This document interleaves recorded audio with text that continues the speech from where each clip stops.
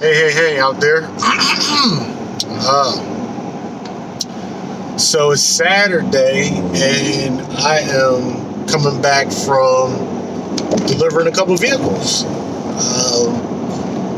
During this video, basically I was just, I should say the purpose of this video is I wanted to just touch on my initial impressions of hauling cars versus freight. Now, I've only been doing cars for maybe a couple of weeks, and I've only been doing freight hauling period for a few months. So it's all very, I guess, early impressions is, I guess, where I'm coming from or what I'm given. So, I mean, there's pros and cons to both.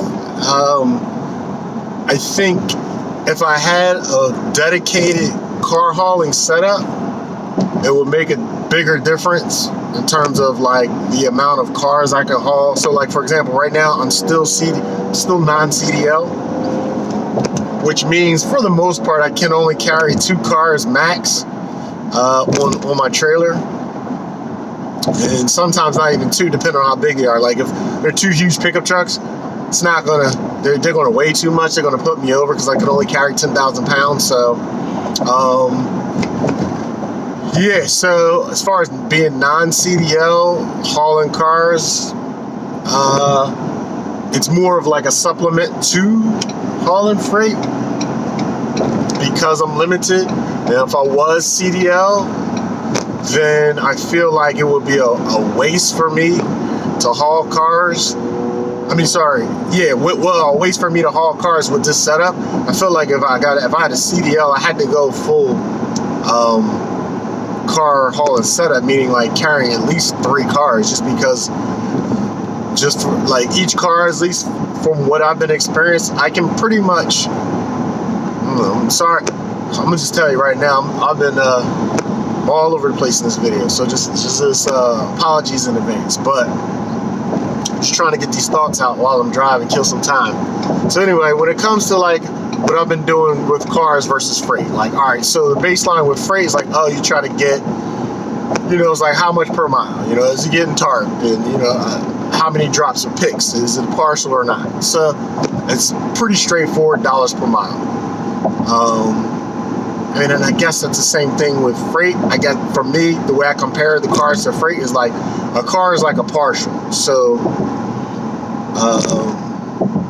most cars are going to be less than they're going to be like anywhere from like 15 to 20 feet. Call it like, 15 to 20 feet. Anywhere from like 3,500 to like 5,500 pounds. I haven't hauled a car over that much. I mean, some of the heavier cars or the bigger trucks like dualies and stuff, I guess they can get up there. But freight, when it comes to partials, they can be, you'll get a partial that's, 4 feet long and 2,000 pounds, or you'll get a partial that's 27 feet long, 9,000 pounds or 8,000 pounds. Like that's really, really subjective when it comes to, what a partial is on the freight side of things.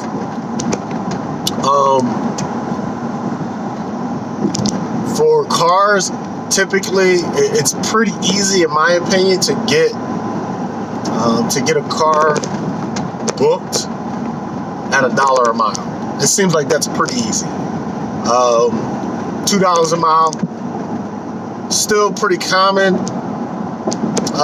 You can get them, not as easily, obviously. Basically, the farther up you go, the less common they are. And I guess that's the same on both sides of things. I think for me, when I think about comparing like freight, so what I've been doing is to transition or to utilize the subscription I have to Central Dispatch. The idea was to use it as more of like a supplement, like I said before, to freight. So I would start out by looking for freight, and then if I can't find freight, then grab a couple cars. That was the idea with going with starting to integrate cars in. So what will be happening is I'll get on the board, I'll look for freight, not really seeing anything good, or I'll see them like bottoming out. The rates are bottoming out like down below the cars. So then that'll immediately just push me over to like, so if I'm like, all right, well, I see a piece of freight, it's whatever, it's like 24 feet long, it's 7,000 pounds, and it's paying less than $1 per mile, I'll just go get a car. I'll go get 2 cars, because with that load, I can't even put a car on with that. So I'll immediately jump to the central dispatch, get cars, and it doesn't really seem to matter where I'm at. Like places where I know I can't find freight or it's hard to get freight, no problem getting cars. I mean, like deadhead's kind of not even really a thing. Like I'm usually able to pick up a car within 25 miles of wherever I am in most cases, at least so far. So it's just been like the nature of the hunt for trying to find loads and keep the wheels turning, where it ends up pushing me over to the car side of things. Now,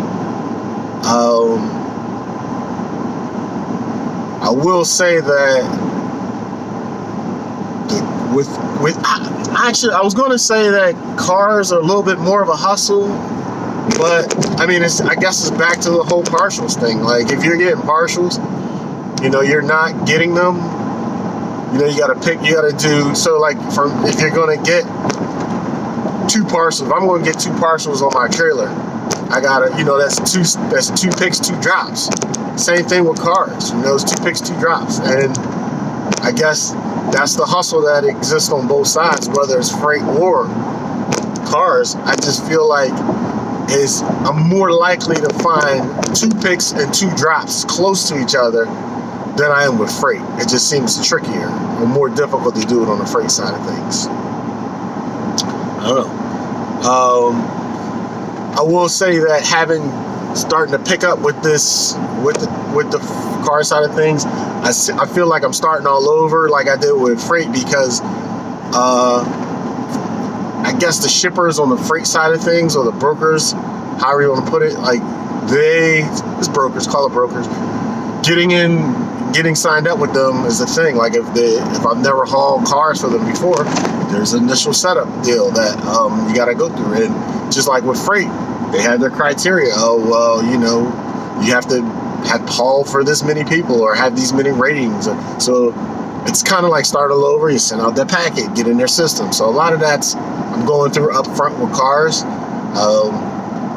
Also learning is really the reason why I'm getting into, like, why I'm working on Saturday, so to speak, because I just want to get a flavor for like how does the business run on Saturdays? Like, how am I hauling cars on Saturday? Like, what does that look like? And specifically, like I said, this is my first Saturday, so the way this went was I jumped on a board yesterday, and man, sorry for rambling, but just trying to get some perspective on like what's going on with me and like comparing cars to freight. But so a little bit of 2 miles ahead, use the left 2 lanes to stay on I-95 South. So I jumped on the board yesterday, found a couple cars. It was actually a pickup truck. Found a pickup truck. It was wasn't far. It was a quick load. I think I might have been paying like $200. It was a local deal. So I was like, all right, let me do that. Never hauled for the company. So there was a lot of back and forth. This was yesterday, a lot of back and forth with trying to get the insurance set up right. They wanted it a little different than most. So with all the back and forth, they ended up booking it with someone else. So at the end of yesterday, I didn't have another load coming into the day. And I had vehicles that I'm taking up Monday to drop off. So I had emptied off the trailer, but didn't have a load. Jumped on the board this morning, Saturday morning. 1 mile ahead, use the left 2 lanes to stay on I-95 South. Found a couple cars that were going pretty local. I mean, I think the whole round trip might have been like 150 miles. I paid like $200. And I know it wasn't the best rate, but like I just wanted to do it. I just really wanted to just see how does it go. Like more for me, anything, just like when I started hauling freight, I just want to get the reps in. I want to get out there and, get signed up with a bunch of companies, get the experience of, hauling cars on the weekends and see what that's like, see what the Saturday traffic. I never haul freight on Saturday, so I have no idea what, and honestly, traffic feels like. I'm sitting in traffic on Saturday. I guess it's, it's a different version of, traffic. There's no like rush hour. It's kind of just like vacation. There's a slowdown ahead. Vacation traffic. So anyway, I wanted to just get. It's more for experience. It still was a good deal. I'll get home in a decent time. And I actually didn't start. I didn't start out early either. It was like, I think I just started heading out like 10 o'clock, 10 o'clock, and I'm done already. It's like 2:30. So, so I wanted to get a feel for it. That's why I'm out here today. See how practical and realistic it is to haul cars on the weekend or on Saturday. When I was calling around yesterday, I did realize that, you can't, not all places are picking up and dropping on Saturdays. Auctions are shut down. It's basically dealerships, which is still a ton of them, but just another way to look at it. And because I hauled cars on Friday, I was able to take cars off my trailer, drop them on the 0.3 yard, miles ahead. Use the left 2 lanes to stay on I-95 South. That's kind of like the advantage, so to speak, with cars, is like, because I can unload them myself at my trailer yard. I have cars I'm delivering on Monday sitting, and I can still make money today. So if I really wanted to put in a whole day today, I could have put in. I mean, it was enough out there where I could have actually did a full day's worth of hauling. Like, I got a late start and I'm in it early, so that's that. Now, I will say with like, there's a slowdown ahead. With the freight, when the freight is good, it's good. Like, it seems like getting the really good loads on freight, it doesn't seem like I see that much. I don't see the same comparables with cars. I mean, I just may not be searching right or looking at it right. Also too, like if I get one load that takes up my whole trailer that pays the same amount as 2 cars, I would, in my mind, I would rather just do one load, do one pick, one drop, as opposed to having to do the partials with the cars. Like, you know what I mean? It just seems like it. I feel like if I have 2 cars on my trailer, they don't tend to pay as much as if I was to have like a full load for freight. You know what I mean? Again, this is with a 2-car situation. I think Use the left 2 lanes to stay on I-95 South. Yeah, I think if I had like a 3-car hauler, it would be a no-brainer, because I think 6.8 miles ahead. Use the left 2 lanes to stay on I-95 South. Like having 2 will get you by, at least get me by. But if I had that third one, it's almost like in my mind, that third one is like that third partial for freight that I can never really get, but I can pretty much always get a third car. There's always an opportunity to get 3 cars on the trailer versus 2. And with freight, you can get 3 partials, but you're still running out of deck space. I guess that's kind of what it is. Like with those wedges, like they're like 53 feet long, or if they got like the weirdo like configurations where it's like up and down, like getting 3 cars or 4 cars on them, that's to me, in my mind, that's just that's just extra money. You know what I mean? Also too, with like the lower boards, there's like a couple of car hauling. At least let's say for sure. There's a slowdown ahead. Like it's a company like Metrogistics, they have their own load board where you can sign up for, you can accept loads or request loads like 24 hours a day, and you don't have to talk to anybody. It's all online, so that's cool. I mean, there might be freight places out there like that, but I haven't come across them yet. What else? I don't know. It just seems like for me, I like having the mix, being able to do both. Seems like, it just seems like a good business model, at least at this point. Also, at the same time, I feel like I'm leaving money on the table by only being able to haul 2 cars at a time. And I don't know that there's a comparable version for freight in a sense. Like I could get, if I got my CDL on both sides, I could carry heavier, but I don't know that there's a longer version hot-shotting with the CDL. I mean, you can carry heavier for sure, but there's a slowdown ahead. I don't know if you're carrying, so like I don't know if you can carry 4 loads. I mean, I guess you could, but you only got 40 feet still at the end of the day. And maybe that's the difference with Carl. Like, you got those longer trailers. I mean, I might have said that already, but I don't know. Just trying to talk all this out, figure it out. Anyway, yeah, I mean, I don't know. I will say, too, for me personally, and this is not really about business, this is just more to the point about loving what you do. I will say that because I'm at heart a car guy, I get more personal satisfaction from hauling a car than I do from putting a piece of freight on my deck. I mean, there's some cool stuff that I've hauled, like, that's been freaky. When I look at it, like, what the hell is that? Like, the helicopter blades or, like, ATM, like, stuff that looks crazy, that's just interesting to look at. But at the same time, like I said, like, I'm a car guy, so, like, getting in the cars and moving them around and driving them up, and it's just, like, this week I got the haul, a 1963 Pontiac Le Mans, which I've never seen. First of all, I've never seen one before, which is crazy, to see that in person. Like that, it was cherry. This thing was so mint. And to actually get to drive it and haul it, you know what I mean? Like, I don't need to own it, but it was cool to just be around it and get in and out of it. And just, it's like being in a time capsule, a time machine maybe, you know what I mean? Like, that was cool. And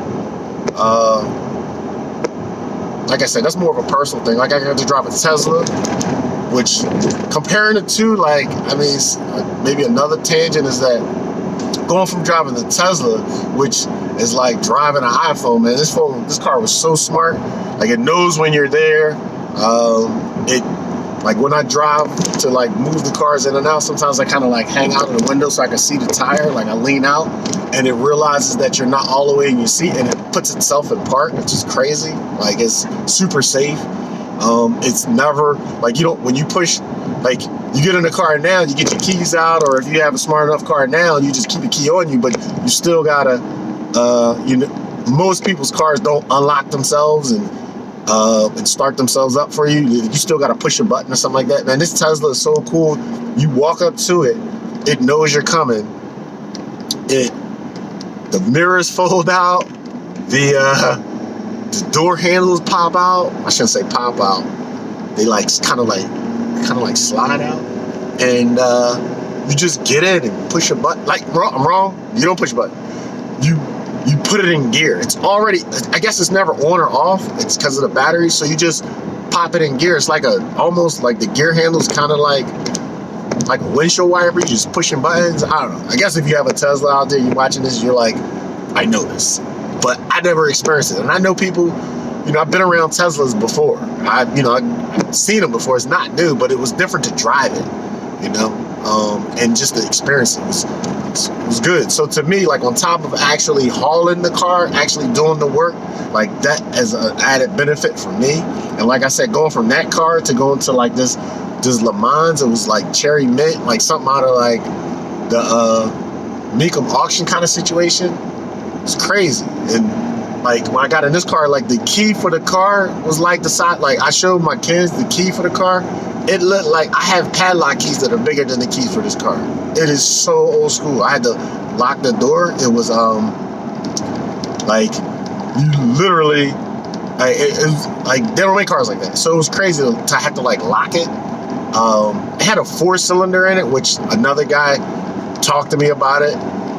He was saying like that's the way they made them. They actually cut up V8 in half, and I don't know. It was a whole long thing about this car, but it was cool. It was very, very cool. To, 2 miles ahead, use the left 2 lanes to stay on I-95 South. I don't know there was any other thing. There's no other job where I would be able to drive like someone's cherry mint antique classic car like that. Just that to me is cool. And what's weird too is that like when I had these cars on my trailer, people look at me like they're my car. Like they're asking me questions like, I don't know, it's not my car. I have no idea. I don't know. Like it's just crazy. Like just like you pull up at a gas station if you got like a, you know, like a unique vehicle and people like stopping you talking, it's the same thing when it's on the trailer. People like always asking me about it, like, oh, where's it go? And then on top of that, right, the weird part about cars, and this happened with freight too, because I would pick up stuff out of the port, heavy equipment, you know, that would get sold out of the country. But like it would be interesting to see like when, like where 1 mile ahead, use the left 2 lanes to stay on I-95 South. Car, the Le Mans was going to Barcelona. Was going to Barcelona, so I bought it there, which was kind of cool. But at the same time, a guy that I talked to had a good point. He actually said that it was sad to see like a classic car like that leave the country, and I get where he's coming from. But at the same time, it's cool that people all over the world, you know, are looking for those classic American cars. So that was cool. As like I said, just an added bonus to the whole situation. 0.3 miles ahead, use the left 2 lanes to stay on I-95 South. So, yeah, I don't know. Use the left 2 lanes to stay on I-95 South. Where I'm gonna fall in terms of like mix. I kind of just let the business drive, you know, drive the type. 7.8 miles ahead, use the left 2 lanes to stay on I-95 South Delaware Turnpike. In my mind, I'm good. Like I stay busy between freight and cars. I stay busy. Like I said, I'm on a Saturday, and that's a good feeling.